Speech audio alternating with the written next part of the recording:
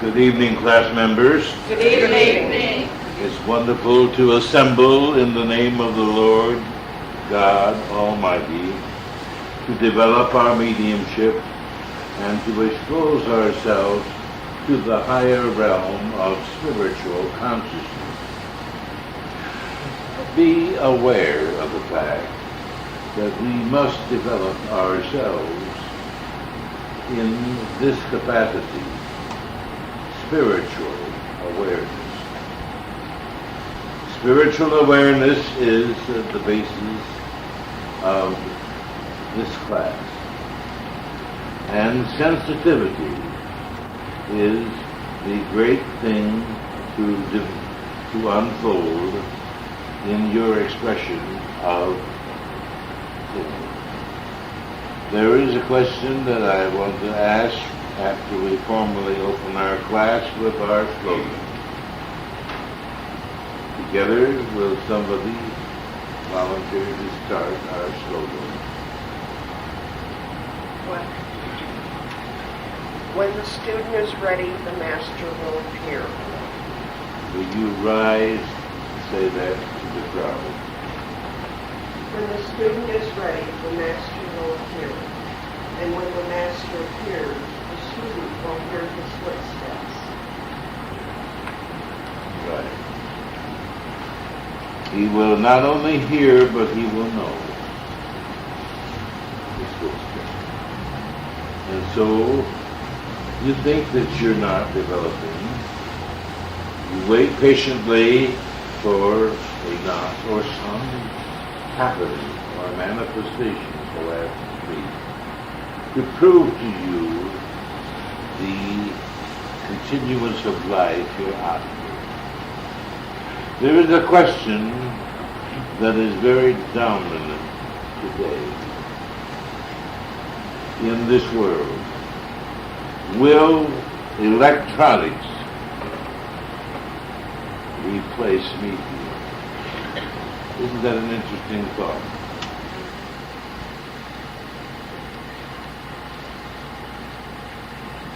Never will they replace them, but they will add to the communication.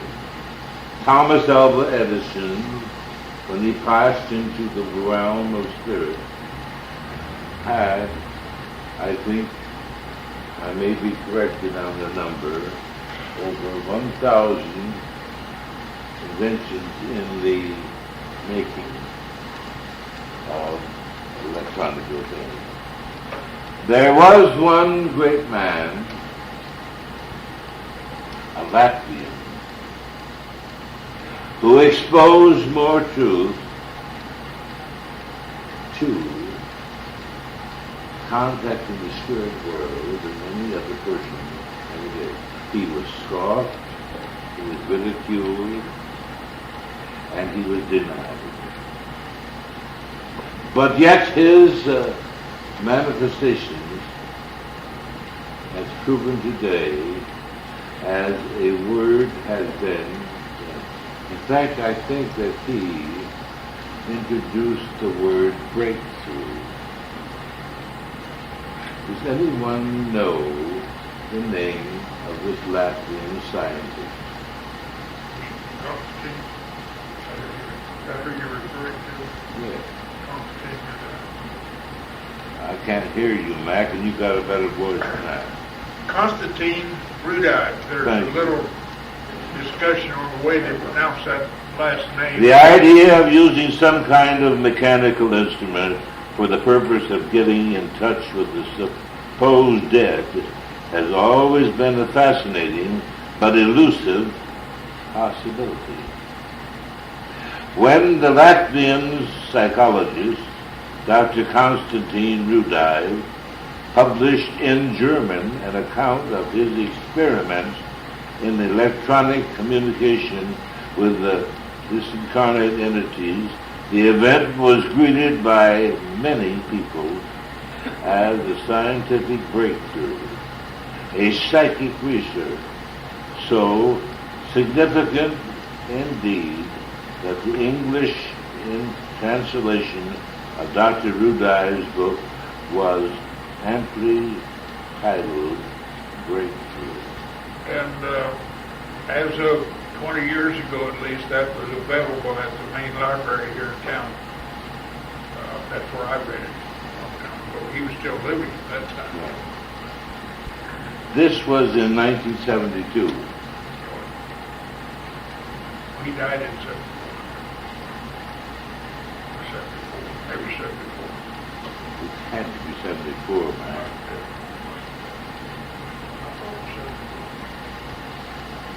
Dr. Rudai's book was amply titled Breakthrough. And this is what we're trying to do, break through. Use our latent, our inherent forces of mediumship that live within. There are four, especially. How many have read the papers that I've been handing out to them? Do you like them? Yes. I don't want you to try to memorize them.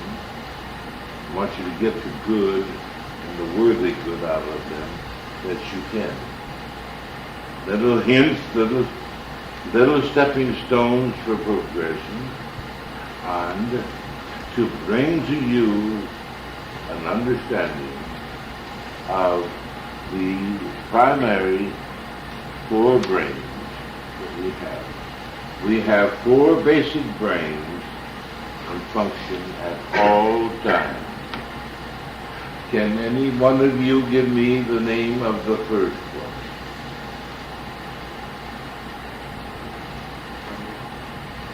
What's that? No.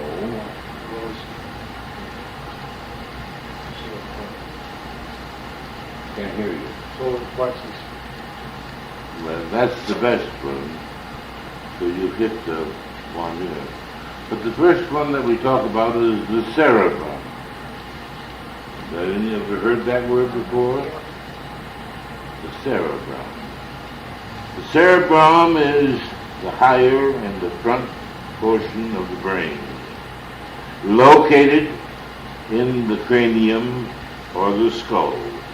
It consists of two systematical halves, which are connected by a broad band of white substance.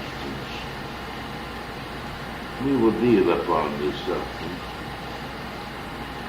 later in detail, because you will begin to see fleeting clouds, etheric expression of clouds, as your clairvoyance opens. Your clairvoyance is also known as discerning of spirits in the Holy Bible, so as to speak. The solar plexus, the seeing of spirits, was called what? Anybody in the classroom know? I didn't hear that.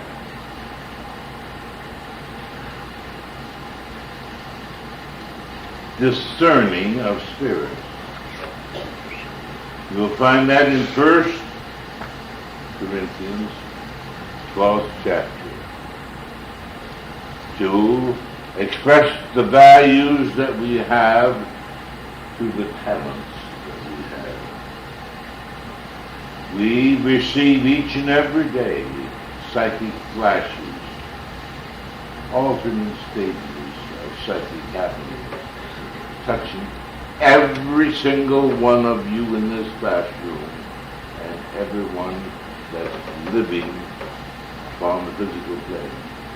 They have a psychic contact. Use this. Use it. Thomas Alva Edison was asked the question one time, what is electricity?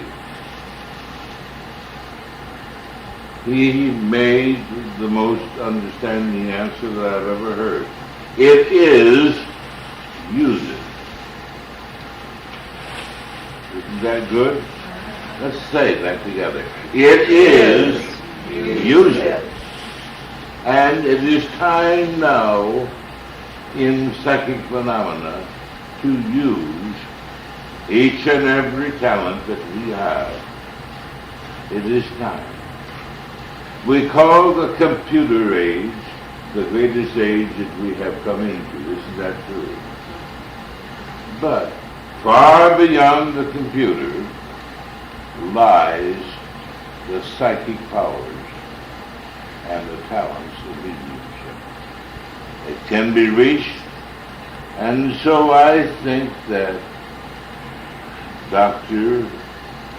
Rudai had a very good thing. You notice that he dealt with spiritualism.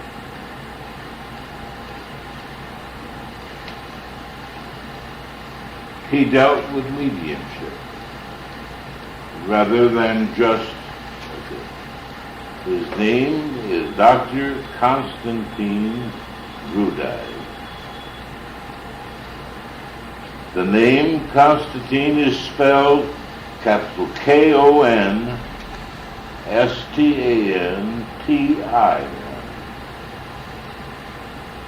and the name Rudai is capital Raudive. He published in this German account the experiments in the letter communications with the disincarnate entities.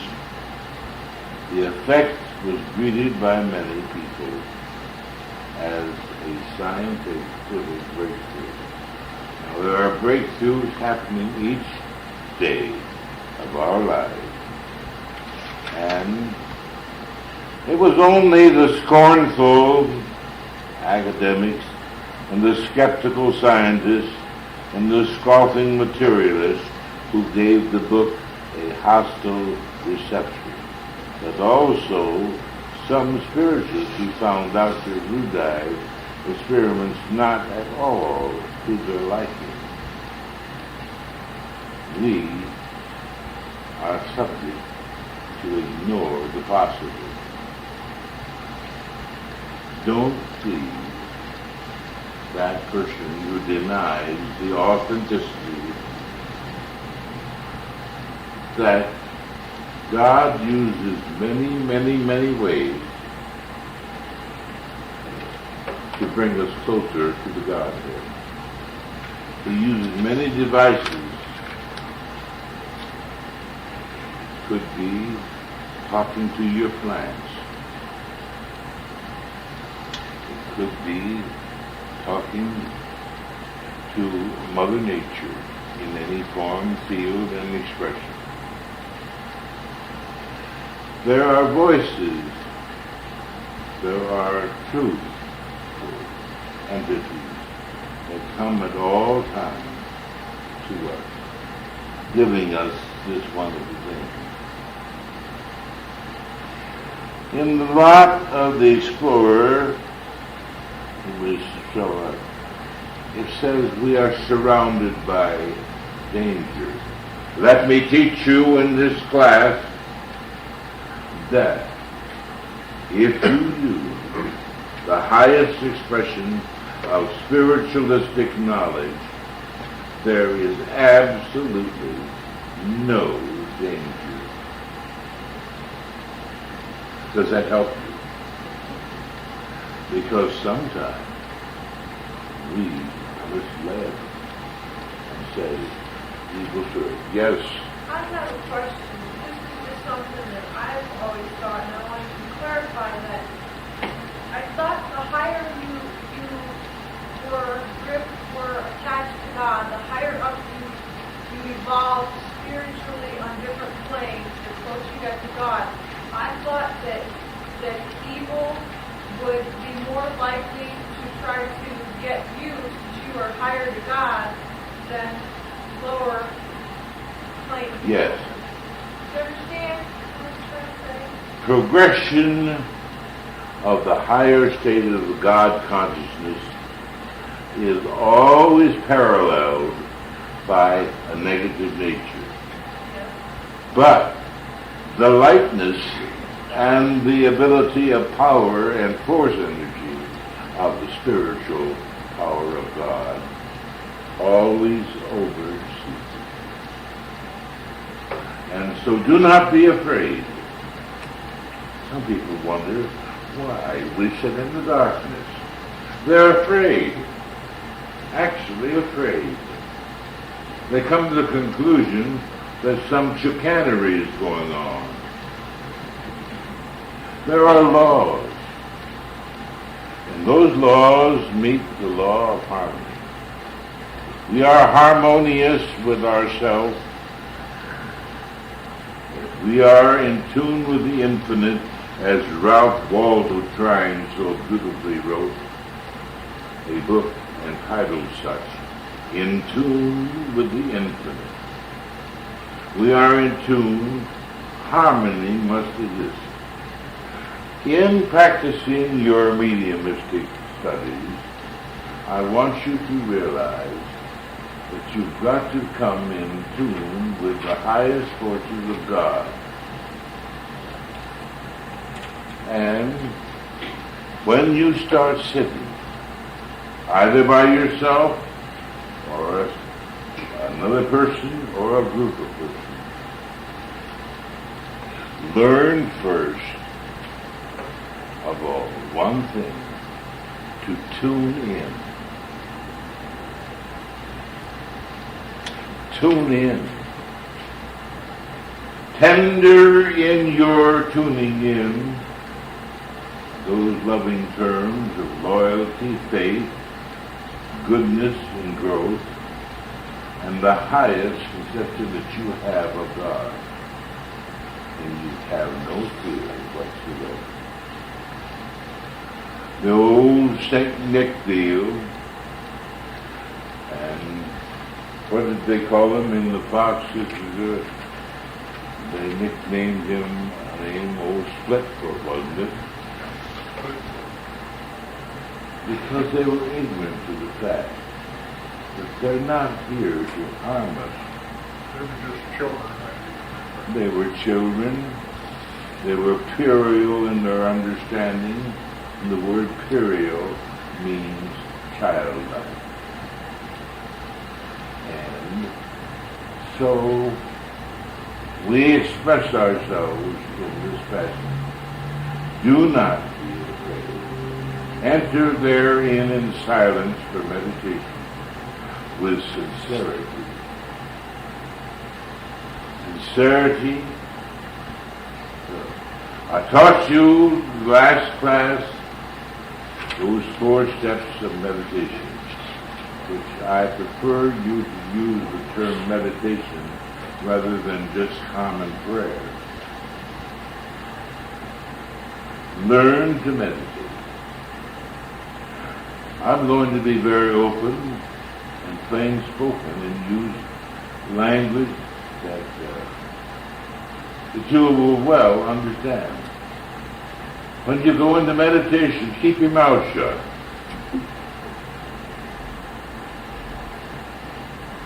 Tune in with God. How can I tune in with God? By being passive in mood, by objecting first to my affirmations, that I enter herein in silence for meditation. The term meditation is not to talk, but to listen. Listen to that still small voice. I mentioned that there were 4 basic things of the mind. But the greatest of it. There's this. The first one is what? Oh, the name of the mind. The cerebrum. Now you don't have to go through remembering this. I want you to know that each hemisphere is composed of a center of white substance surrounded by a gray border. Now this is known as metaplasm. Capital M-E-T-A. Metaplasm. Which surrounds it. I want to tell you an experience that I had when I first entered the unfoldment of mediumship. We gathered together a group of little people who were sincere, and we sat week after week, and nothing happened. We thought. Did you notice my pause? We thought nothing happened. But there was things happening. Because during the session that we had each week, we had, even from the first part, the manifestation of seeing a thin, vaporish-like substance emanating not only from the sitters, but manifesting in the room. I can remember that I nicknamed this white vapor substance. I said, well, here comes gray fog, because that's what it appeared to be, gray fog. But then as we sat, I noticed one time during the close of the one bit, a marvelous thing happened. Gray fog come closer and closer. Now this gray fog that I'm talking about is what I just read to you about. This white, vaporish-like substance that emanated from the brains, from the cerebrum to the cerebellum, this is the next one, and from the medulla oblongata, which is at the base of the brain. And this is called metaplasm. Metaplasm, you don't have to remember these things. I want you to understand them, though. They are real. They're forces of God that take on form and image. We are born in the image of infinite intelligence, aren't we? Of God. We are born in that expression. Thus we have the power of God. And we must concern ourselves where it comes from. The higher our thoughts, as Amy expressed, the better we live, the higher reach toward the Heavenly Father's will. Our obedience to the laws of nature, both physical and spiritual, enable us to make a contact of the spiritual world. I named this image gray fog. And then on each night, it seemed to take on a different expression. It came closer and closer and closer. So close that inclusive of myself, we all screamed with a so-called expression of fear. But something important happened to me and to Greta. The moment that we screamed, gray fog disappeared quickly back. What does that tell you? It told you that gray fog was not just an illusion. It had intelligence. It was conscious. Do you follow me, friends? It became a realistic fact. A realistic fact.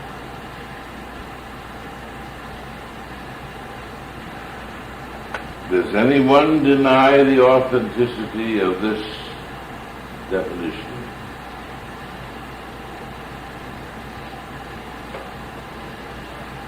This is the place to deny. This is the place to question. So I want you to talk back to me. I don't quite understand what exactly it was. It was an intelligent spirit entity. Very simply put to me, okay. Right. It was an intelligent spirit entity, full of life, just as much life and even more than you and I have. So what was its purpose and why was it here? It was to show us that there is a natural body and there is a spiritual body. It was to show us that this physical body is made out of a substance known as protoplasm. The spiritual body is made up of a substance of living life matter, which is known as ectoplasm. Now, do you all understand the difference between protoplasm and ectoplasm? Yes. Why was it in gray color? Why wasn't it white? Well, the color part is not important. It was the term that we placed upon it ourselves. It looked like a gray form of ether, like transparent. And anything that is of that nature looks rather thin and grayish. I remember when we would say on came through white, really white. Yes, because I was a developed medium and able to produce through my inherent powers that substance known as ectoplasm, solid materialization, which we're going to experience before our class is over, full materialization. But I want you to get acquainted with your doctors. I want you to know that each one of you have a guide. And they're active. They exist. Some people don't like the idea of being watched over. Well, they don't, they're not anyone that I've ever met called peeping Toms. They have to come, they have to tune in order for us to see them too. They have to learn to communicate themselves as well as we have to learn to communicate with them. Now, many of you people don't know that. But to a person, yes. I have a question. Aren't they basically on the same level of development in the spiritual form as we are? They're trying to help us to make themselves get to a higher plane of existence. That's they're true. trying to do the same thing, but they're just in the spiritual. That's very true. And another thing too, There may be a spirit of your grandmother standing right behind you right now, which I see. She seems to be very dominant in your life. I love her very much. I was very much attached to her, yeah. So the expression of love creates that ability to manifest. I felt more comfortable with her than my mother. Yes. And so remember this, and all your endeavors. You will see the discerning of spirits is given. Now concerning spiritual gifts, brethren, I don't want you to misunderstand me. That's what the Bible says clear and plain, isn't it? I don't want you to be ignorant. I want you to know. These people that run around here, these spiritual materialists, saying it's all the devil's work, the works of satanic power. Well, they're, as I said, I'll speak plainly, they're just baffling crazy. They're more loving, they're more alive than we are. But first of all, know that they're trying to learn how to communicate with you as well as you are trying to communicate with them. It is very, very true also that I must interject in this short and simple explanation that I'm giving, that it is very possible that they are as close as they are to you, as I saw Amy's grandmother just a moment ago. She may be unconscious of the fact that Amy sits there until she completely understands how to communicate. The same goes with us.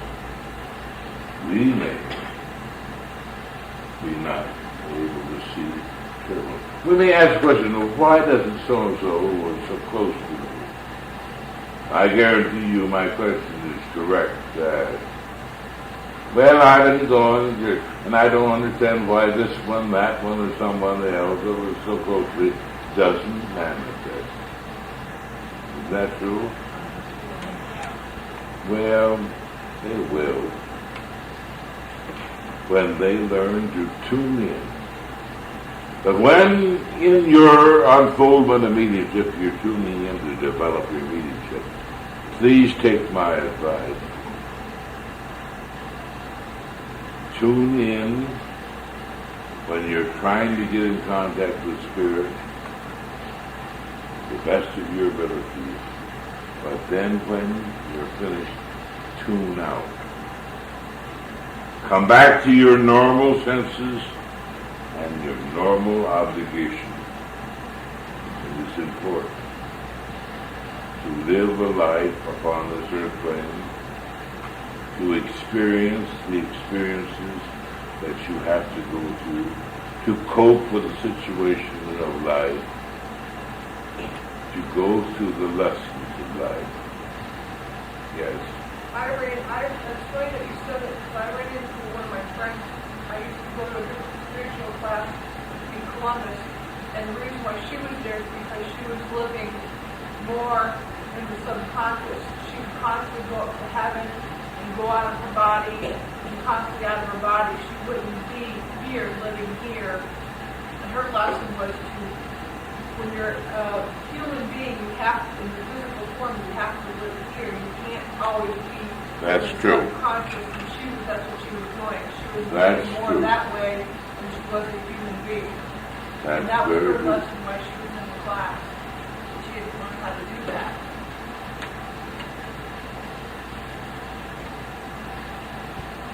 The solar plexus is named because it's, first of all, it denotes the central. It's the grand central station. sensitivity. Now, when we compound this term sensitivity, I teach you tonight the basis of all types of mediumship, or any type of mediumship, is sensitivity. Become sensitive to the vibrations of the spirit world.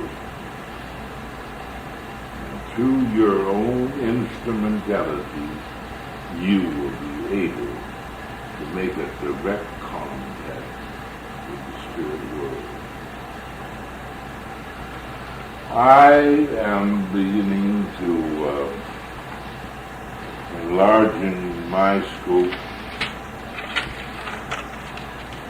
of understanding some of the terms that our writers use. They all say, well, he's a clairvoyant,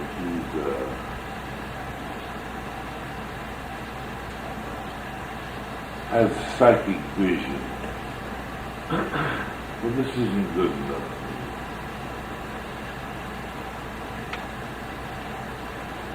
I have to classify myself and my mediumship, as you folks see me demonstrate each and every Sunday when I'm here, as direct intuition.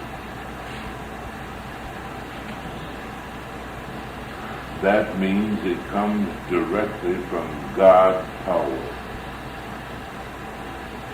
Direct intuition,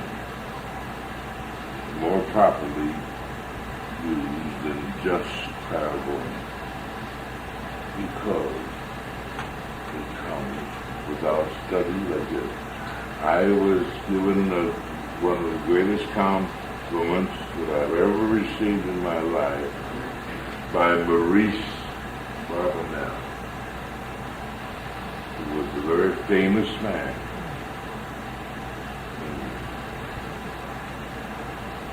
And he said, Reverend Tingley, as you demonstrated your abilities upon this platform today, I had a marvelous revelation of seeing a natural medium. So I was born a natural medium. I didn't have to go through a lot of the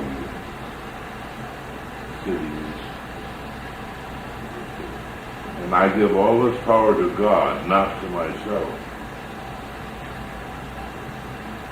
Many times you've heard me say, it is not I, it is He who speaketh through me. So remember that and keep this in mind as you enter a class of leadership. I've given you several pages. How many people like this literature?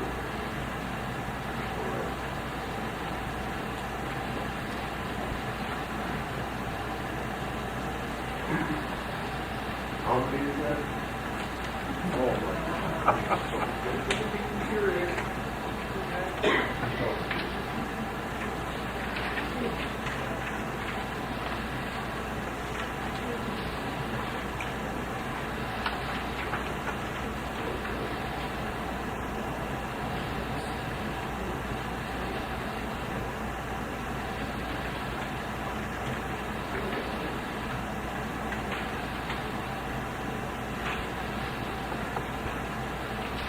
I don't want you to read them now.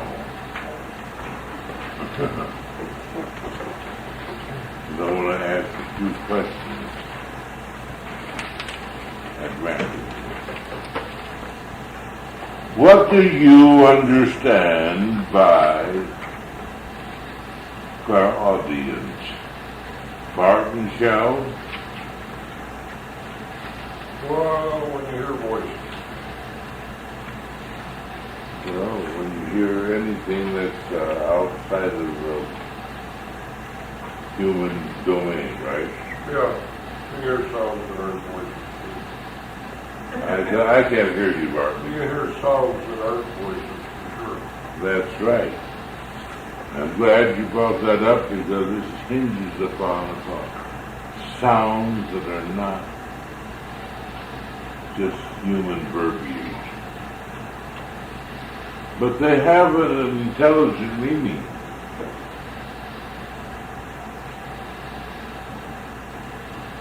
Correct?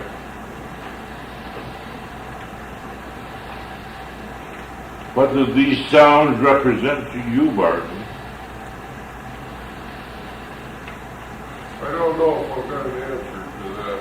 When I was younger, I used to pick up a lot of strange sounds. My ears were very sensitive, and I never could quite figure out what I was hearing. But I think that's a good answer. We never know what device God is using to bring us closer to His head, His Godhead. Might come to whispering pine.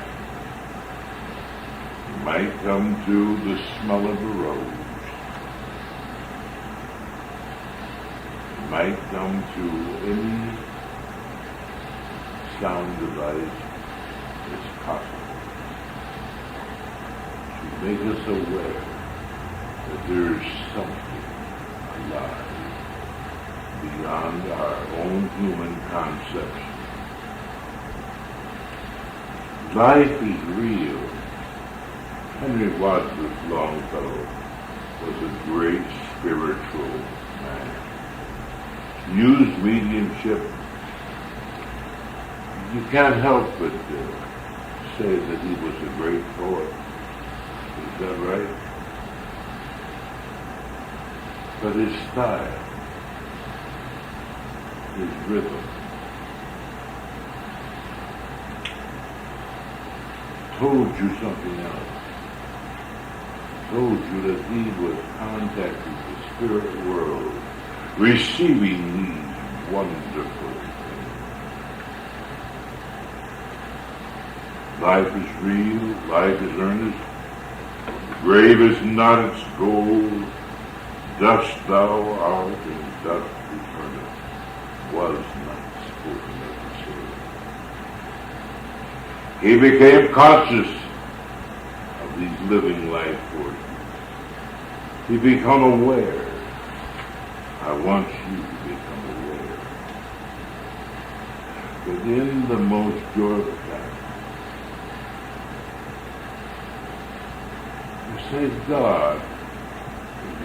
Don't term God as a personal God.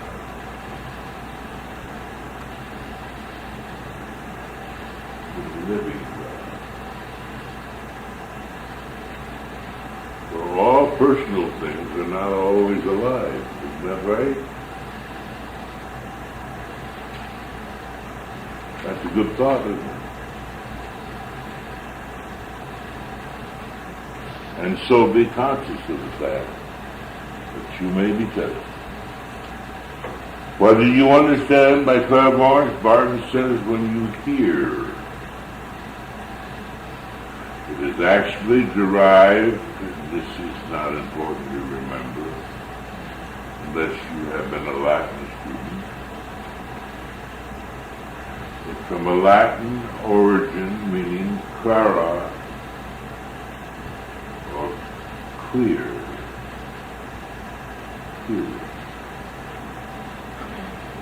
To some shall be given the gift of clear hearing. Now how will I hear spirit voices? You'd like to know, wouldn't you?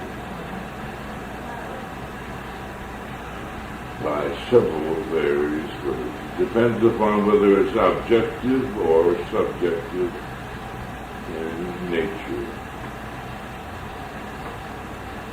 God has only your ears to hear through, doesn't he? Now, he's not going to pin a third ear on you. Understand me, friends? Everybody says, oh, I got a third eye. Here somewhere, but I can't find it. God looks things to your own natural eye, but at an extended rate of vibration.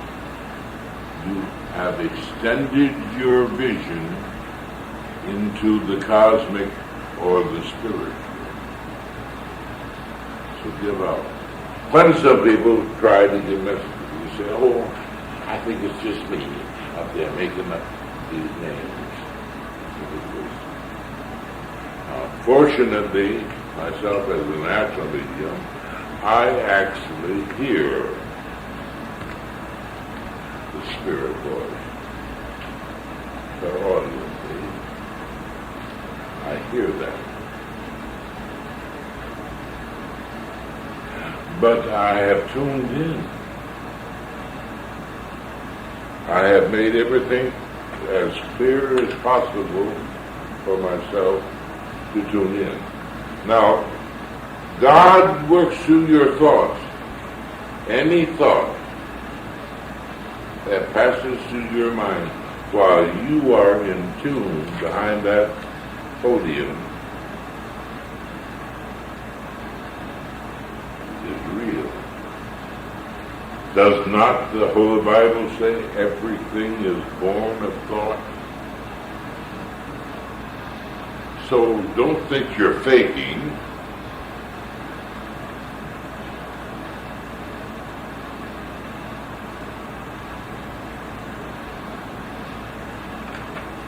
Know that the minds are working. The cerebellum, the medulla oblongata, and the solar plexus. Those are the four minds.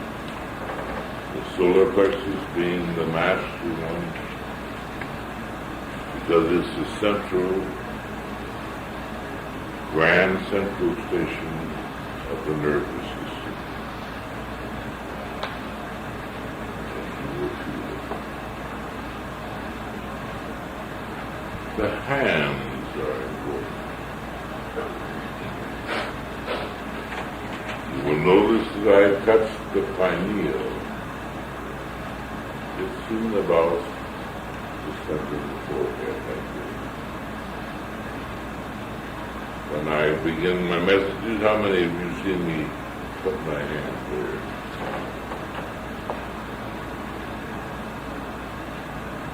Briefly. I touch it. I come in contact with these loving forces. They are not demons.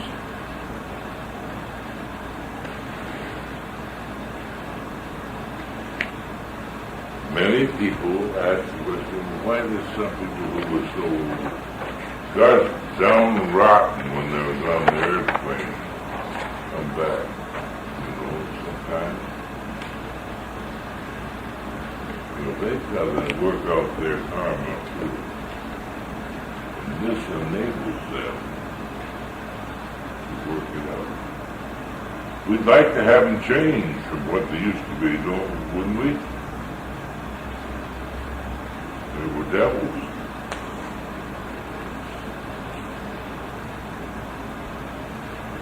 But I don't accept the word devil. I say undeveloped good.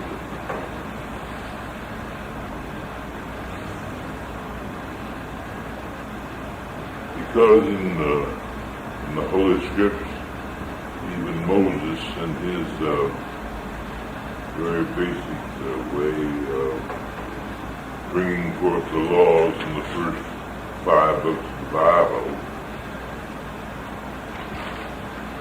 he was aware that you had to open your senses. When on Mount Sinai, is that correct? It was Mount Sinai, wasn't it? Correct?